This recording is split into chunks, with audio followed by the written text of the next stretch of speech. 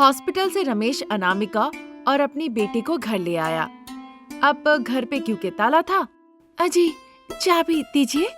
मैं खोलता हूँ अनामिका, अभी तो अस्पताल से आई हो। हाँ मुझे पता है, आप चाबी दीजिए ना। फिर ज्यादा बोले बिना रमेश चाबी दे देता है। अनामिका ताला खोलती है। आप यहीं रुकिए, मैं अभी आती हूँ। ऐसा कह के अनामिका अंदर चली जाती है। रमेश अपनी बच्ची को गोद में लिए हुए वहीं खड़ा रहता है। अंदर आके अनामिका बहुत अच्छे से घर को देखती है। घर के अंदर उसकी बुजुर्ग सासू माँ नहीं थी। फिर वो बेडरूम में जाती है। वहाँ सासू माँ का अलमारी खोल के देखती है। बिस्तर के नीचे देखती है, वहाँ भी शारदा नहीं थी। फिर अंदर जाके किचन में फ्रिज खोल के देखती है, वहाँ भी शारदा नहीं मिलती है। यानी कि सच में मेरे पति ने सासू माँ को वृद्धाश्रम छोड़ के आए हैं। जैसे ही मैंने जहर खा लिया, मेरे पति का दिमाग भी सही तरह से चलने लगा। मेरा घर मेरी मर्जी, इस घर की नौकरानी भी मैं और अब मालकिन भी मैं। उत्साह के साथ अनामिका बाहर निकल आती है। रमेश बच्ची को गोद में लिए हुए अनामिका का आने का इंतजार कर रहा था। अब मैं आ गई हूँ। मुझे लगा था तुम अपनी माँ को छुपाने के लिए जरूर मेरे साथ नाटक कर रहे होगे, इसीलिए पूरा घर अच्छे से ढूंढ के देखा, पर वो कहीं नहीं मिली। उनके कपड़े भी मुझे नहीं दिखे। तुम्हें मुझ पे थोड़ा सा भरोसा करना चाहिए अनामिका। पहले आप जाके जल्दी से कुछ गर्मा गर्म मेरे लिए बना के ले आइए ना। मैं कैसे पका सकता हूँ अनामिका? अब तो मुझे परेशान कर रहे हो, मुझे नहीं पता कैसे पकाओगे। पहले जाके तुम पकाओ, उसके बाद मुझे जगाओ, मैं सोने जा रही हूँ। ऐसा कह के अनामिका अपने कमरे में चली जाती है सोने के लिए। अब कोई चारा ही नहीं था, इसीलिए वो किचन में जाता है। अपनी बेटी को वहीं बैठाता है और उसके हाथ में एक गाजर दे देता है। आधे घंटे में खाना पका के वो डाइनिंग टेबल पे लाके रख देता है और फिर अनामिका को जाता है जगाने के लिए। वो अनामिका को बहुत उठाने का कोशिश करता है, पर वो उठती ही नहीं। अब कुछ करने को नहीं था तो आके वो अपनी बेटी को खिलाने लगता है। 10 मिनट के बाद अनामिका कमरे से बाहर निकल आती है और रमेश पे गुस्सा करने लगती है। रमेश चाहे कितना भी समझाने की कोशिश करे, पर उसकी एक बात नहीं सुनती है और डाइनिंग टेबल पे रखे सारे पकवानों को नीचे फेंक देती है। इन सब से बच्ची डर के रोने लगती है। रमेश जल्दी से उसे गोद में उठा लेता है और चुप कराने लगता है। गुस्से से तमतमाते हुए अनामिका कमरे में चली जाती है। इस तरह दिन गुजर रहे थे। अब धीरे धीरे वो रमेश के साथ नौकर की तरह बर्ताव करती है और खुद मालकिन की तरह रहने लगती है। छोटी छोटी चीज के लिए डांट फटकार लगाती है। एक दिन सुबह के 10 बजे अनामिका नींद से उठती है और फिर बिस्तर पे बैठ के कहने लगती है, अजी बेड कॉफी लाइए। पर दूसरे तरफ से कोई जवाब नहीं आता है। अनामिका फिर से बेड कॉफी के लिए कहती है, फिर जवाब नहीं आता है। गुस्से से वो हॉल में आती है देखने के लिए। पति रमेश और बेटी नीता उसे कहीं नहीं मिलती। अचानक से डाइनिंग टेबल के ऊपर एक चिट्ठी मिलती है। वो अनामिका पढ़ने लगती है। मैं और मेरी बेटी इस घर से जा रहे हैं अनामिका। ये तुम्हारा घर है, ये घर तुम्हारा, घर का काम तुम्हारा, सब कुछ तुम्हारा। चिट्ठी पढ़ने के बाद भी अनामिका को कोई फर्क नहीं पड़ता। फिर वो मनी मन सोचने लगती है, कहाँ जाओगे, कितनी दूर जाओगे, मैं देख लूंगी। तुम लोग नहीं भी रहोगे ना तो अनामिका आराम से रह लेगी। ये सोचकर किचन में जाके वो कॉफी बनाने की कोशिश करती है, पर उसके हाथ से फिसल के बर्तन गिर जाता है। फिर वो सब कुछ छोड़ के टी स्टॉल चली जाती है अनामिका चाय पीने के लिए। तभी पड़ोस की सास बहू रमनी, सुमति और उनका बेटा वीरेश को वो देखती है। वो अंदर सामान रख रहे थे। दोनों सास और बहू के हाथों में तकिया था। अरे बहू, तुम्हें भारी चीज नहीं उठाना चाहिए, मैं हूँ ना। ये देखकर अनामिका जो घर के अंदर जा रही थी, उसका मुंह खुला का खुला रह जाता है। ये सही नहीं है, तकिया का वजन ही कितना है माँ जी? वजन है बहू। उसकी बातें सुनकर सुमति हंस रही थी। उसे मुस्कुराते देख अनामिका हैरान रह गई और वहीं खड़ी रह गई। तुम मेरे लिए बेटी जैसी हो, तो मैं भी तो माँ जैसा ही ख्याल रखूंगी जो बेटी का ध्यान रखे, इसीलिए तुम वजन मत उठाओ। रमनी जब बहू को इस तरह से कह रही थी, ये देखकर अनामिका कहने लगती है, ये सासू माँ तो बड़ी अच्छी है, एक तकिया भी अपने बहू को उठाने नहीं देती है। ये तो सुपर है, सुपर। ऐसा सोचकर अंदर चली जाती है अनामिका। फिर वो टीवी खोल के टीवी देखने लगती है। 2 घंटे के बाद खाना पकाती है। फिर खा के वो कुछ देर के लिए सोने चली जाती है। दूसरी तरफ रमेश अपनी बेटी को साथ लेके ऑटो से वृद्धाश्रम गया हुआ था। वहाँ वो शारदा से मिलता है और उसी ऑटो से शारदा को लेकर एक छोटे से घर में जाता है। शारदा ऑटो से उतर के घर में जाती है। रमेश उतर के ऑटो वाले को पैसे देता है, फिर वो ऑटो वहाँ से चला जाता है। तब से रमेश अपनी माँ और बेटी का बहुत अच्छे से ख्याल रखने लगता है। शारदा भी अपनी पोती के साथ बहुत मजे से बातचीत करती है। ऐसे ही दिन गुजर रहे थे, पर अनामिका अकेले रहने के बावजूद उसे किसी चीज की परवाह नहीं थी। घर का काम करती थी, खाना पकाती थी और अकेली रह रही थी।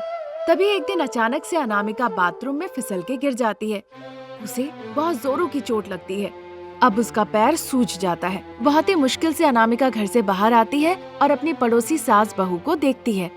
बहू की उंगली में छोटी सी चोट लग गई थी, तो सासू माँ उसे अपने हाथों से खाना खिला रही थी। मेरी बात सुनती हो? मैंने बोला था सब्जी मत काटो, देखो क्या हो गया। अरे सासू माँ, बस थोड़ा सा तो छिल गया है, ज्यादा कुछ नहीं हुआ है। बड़ा हो या छोटा सा छिल गया हो, तुम ज्यादा बात मत करो, मैं खिला रही हूँ ना, तुम चुपचाप खाओ। सास बहू को इस तरह से देखकर उसे अपनी सासू माँ, अपना पति और अपनी बेटी की याद आने लगती है। सब मेरी गलती है। अपने अहंकार की वजह से सासू माँ को मैंने परेशान किया, पर मेरे पति ने कभी कुछ नहीं कहा।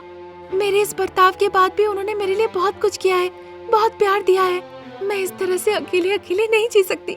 मुझे उन्हें जाके ढूंढना होगा और उनके पास जाके मुझे माफी मांगना होगा। ये सोच के अपने पैरों में दर्द होने के बावजूद वो पूरा गांव जाके अपनी सासू माँ को ढूंढने लगती है। ऑटो स्टैंड के पास वो अपने पति और बेटी को देखती है। उन्हें देखकर वो जोर से चिल्ला के कहती है, अजय सुन रहे हैं? जब वो बुलाती है, रमेश देखता है। अनामिका पैर में दर्द लेके खींचते खींचते धीरे धीरे रमेश के पास जाके पहुंचती है। ऑटो के पास जाते ही उसे सासू माँ भी दिख जाती है।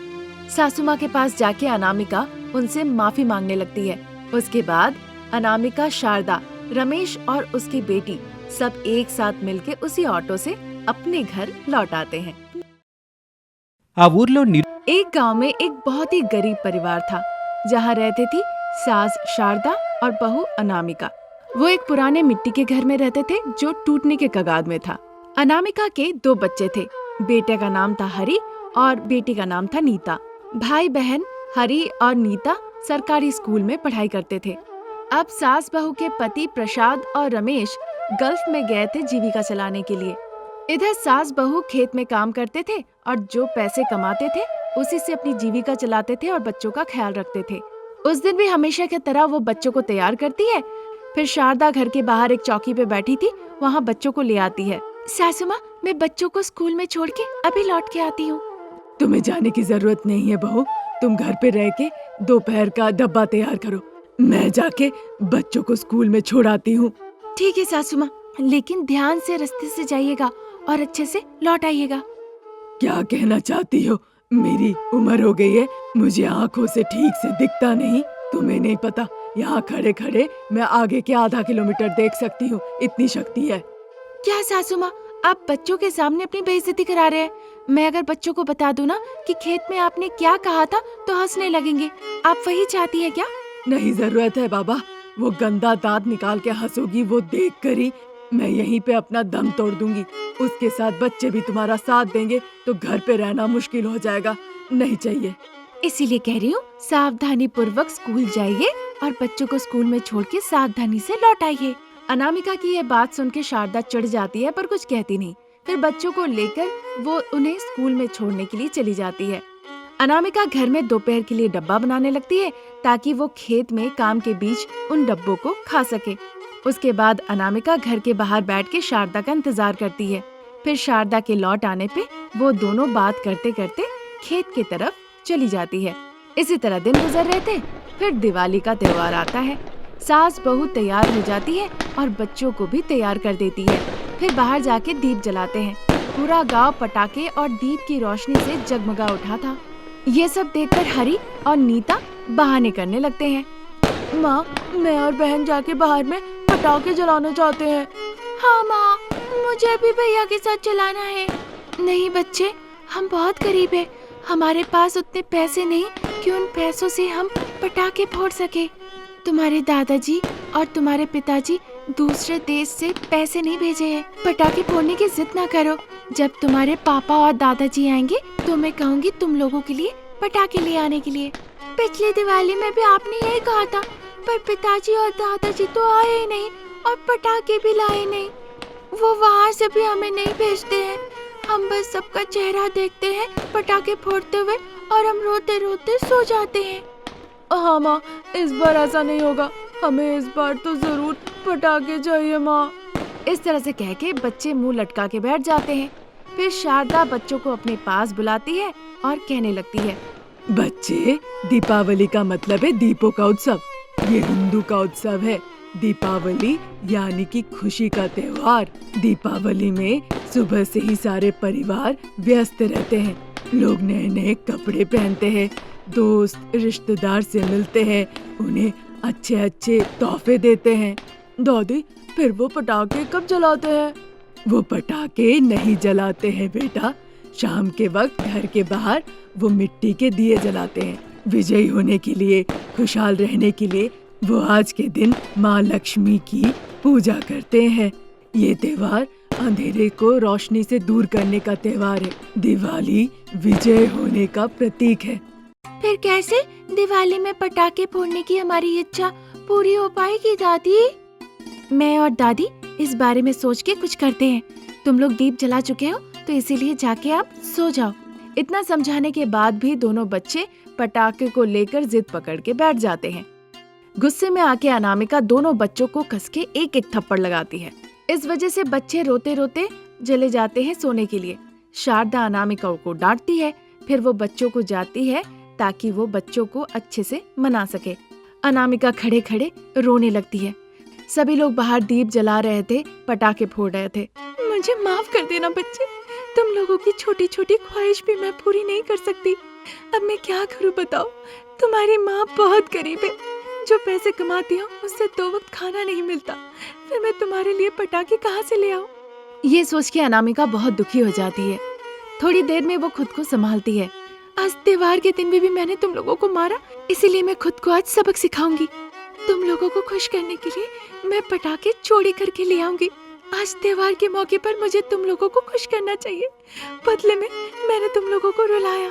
ये सोचकर वो पड़ोस के एक दीवार के पास जाके खड़ी हो जाती है। वहाँ पे पार्वती का बेटा पृथ्वी खड़ा हुआ था और पटाखे फोड़ रहा था। अनामिका जैसे ही देखती है कोई नहीं देख रहा है, अपने हाथों में वो कुछ पटाखे उठाती है और चुपचाप उसे लेकर घर आ जाती है। फिर घर पे आके वो एक जगह उन पटाखों को रख देती है। फिर वो घर के पीछे तरफ जाती है और देखती है वहाँ किशोर खड़े होके पटाखे फोड़ रहा है। उसके नजर पड़ने से पहले ही अनामिका कुछ पटाखे चोरी करके अपने घर पे ले आ जाती है। इस तरह अनामिका 3 घरों से पटाखे चोरी करती है और अपने घर पे लाके रख देती है। बीच रात में जब पूरा गांव सो रहा था, अनामिका अपने बच्चों को जगाती है और दिवाली में पटाखे फोड़ने के लिए बाहर ले आती है और ध्यान रखती है ताकि कोई देख ना रहा हो। बच्चों को वो पटाखे देती है। हरी और नीता वो दोनों ही बहुत खुश थे। बच्चे लो, ये पटाखे जलाओ। ये सब कहाँ से मिला? जो पैसे मैंने तुम लोगों के लिए जमाए थे उससे खरीद के लाए। अब तुम और तुम्हारी बहन समान हिस्सों में इन्हें बांट लो। ये सुन के दोनों बच्चे बहुत खुश होते हैं और मजे मजे में वो पटाखे फोड़ने लगते हैं, तालियां बजाते हैं और खुशी में दोनों मिलके पटाखे फोड़ने लगते हैं। पटाखे की आवाज सुन के पड़ोस की पार्वती की नींद खुल जाती है। वो घड़ी देखती है, तब रात के 2 बज रहे थे। इतनी रात में कौन पटाखे फोड़ रहा है? ये सोच के वो देखने के लिए बाहर निकल आती है तो देखती है अनामिका के बच्चे फोड़ रहे हैं। अनामिका, जब सबने पटाखे फोड़ के फेंक दिया, वो चुन के तुम बच्चों को दे रही हो जलाने के लिए? नहीं चाची, माँ ने जो हमारे लिए पैसे बचाए थे उससे खरीद के लाई है। हरी की ऐसी बातें सुन के अनामिका कुछ कह नहीं पाती है और उसकी आंखें भर आती है। पार्वती भी बिना जवाब दिए वहाँ से चुपचाप अंदर चली गई। अनामिका बाहर बहुत खुश थी क्योंकि बच्चे पटाखे फोड़ रहे थे, पर जो गलती उसने की थी उसके लिए वो मनी मन अंदर बहुत दुखी थी।